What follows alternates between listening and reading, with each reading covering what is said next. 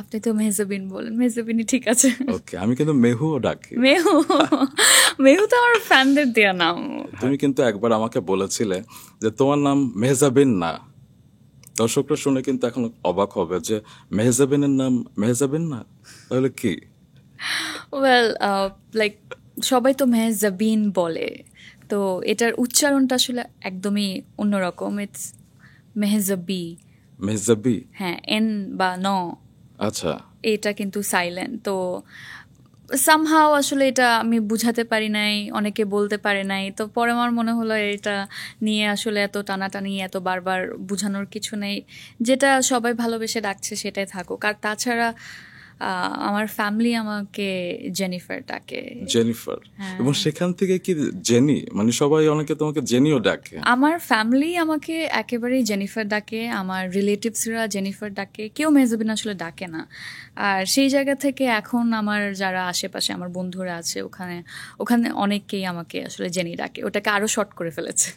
আচ্ছা, তো জেনি, মেহজাবি, আজকে আমরা কোন নামে ডাকবো তোমাকে? আপনি তো মেহজাবিন বলেন, মেহজাবিনই ঠিক আছে। ওকে, আমি কিন্তু মেহুও ডাকি। মেহু, মেহু তো আমার ফ্যানদের দেয়া নাম।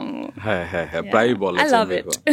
আচ্ছা, ফ্যানদের কথা যেহেতু এলো, তোমার বিপুল ফ্যান রয়েছে এবং তারা কিন্তু রিসেন্টলি একটা বিষয়ে অনেক সংগ্রামী ভূমিকা অবতীর্ণ হয়েছে। কারণ আমি শুরুতে যেটি বলছিলাম দর্শকদের যে আমাদের আরেক প্রিয় অভিনেত্রী তানজিন তিশা, তিনি একটি ইন্টারভিউতে বলেছেন যে তার কোনো অ্যাওয়ার্ড বোধ হয় আরেকজন সিনিয়র অ্যাক্ট্রেস বাগিয়ে নিয়েছে, এবং 2টি অ্যাওয়ার্ড।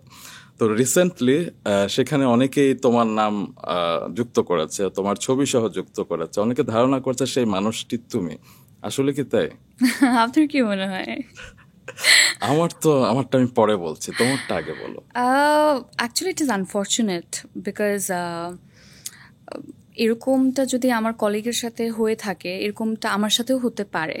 তো আমার কাছে অলওয়েজ মনে হয় যখনই আমরা কোনো পাবলিক স্টেটমেন্ট দেই কিংবা কোনো একটা সত্যকে তুলে ধরি অডিয়েন্সের সামনে, তখন পুরোপুরিটাই বলাটা বেটার আর কি। উচিত। তা না হলে এই যে ধরেন আমার কলিগদের সাথে আমার যেরকম রিলেশনশিপ, আমাদেরটা আমাদের আগের মতোই থাকবে, কিন্তু ফ্যানদের মধ্যে এক ধরনের প্রবলেম শুরু হয়ে যায়। ও ওকে ব্লেম করে, ও ওকে ব্লেম করে। সো আমার মনে হয় ইটস বেটার দ্যাট যদি আসলে অন্যায় হয়ে থাকে তাহলে পুরো ব্যাপারটা একেবারে ক্লিয়ার করে ফেললে বেটার, যে কে করেছে, কেন করেছে, কোন অ্যাওয়ার্ড ফাংশনে আসলে এরকম। এটাকে তো দুর্নীতিই বলা হয়, অবশ্যই, তাই না? সো সেটা যদি হয়ে থাকে তাহলে আমরাও, মানে অন্যরাও যদি জানতে পারে যে কোথায় এই ধরনের জিনিসগুলো হচ্ছে, তাহলে ওই অ্যাওয়ার্ড ফাংশনগুলো ধরেন আমরাও বা অন্যরাও আসলে অ্যাভয়েড করে যাবে। সো আমার মনে হয় it's always better to like say 100%, আর না হলে দরকার নেই।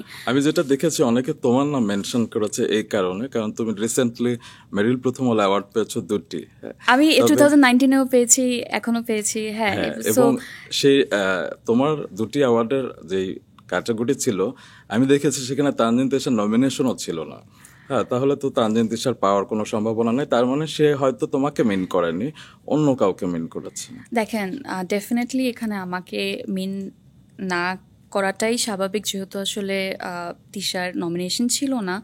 বাট এখন একটা স্টেটমেন্টকে আসলে যেভাবে ঘুরিয়ে পেঁচিয়ে আসলে প্রেজেন্ট করা হয় ডিফারেন্ট নিউজ পোর্টালস, স্পেশালি অনলাইনগুলোতে, তখন আসলে যেই ফ্যানরা আসলে ওইভাবে স্টাডি করে না কিংবা পিছনের গল্পগুলো জানে না, একদম। কে কোন অ্যাওয়ার্ডে নমিনেশন পেয়েছে, কে কোথায় পায় নাই, তারা আসলে একদম প্রাথমিকভাবে যার 2টা অ্যাওয়ার্ড, তার নামটাই মাথায় একদম। আসাটা খুবই স্বাভাবিক। ফরগেট অ্যাওয়ার্ড, তিশার সাথে আমি যতদূর দেখেছি তোমাদের খুব একটা ভালো সম্পর্ক, তোমরা দেশের বাইরেও ঘুরেছো এবং তোমার বিয়ের সবগুলো অনুষ্ঠানে কিন্তু তিশা খুব সুন্দরভাবে এসেছিল। তো আমার মনে হয় যে তোমাকে শুধু শুধু ব্লেম দেওয়াটা বোধহয় অনেকের ঠিক হয়নি। আমার মনে হয় this is the lack of study by fans. Fan বলা যায় না, অন্ধ দর্শক বলা যায় আর কি।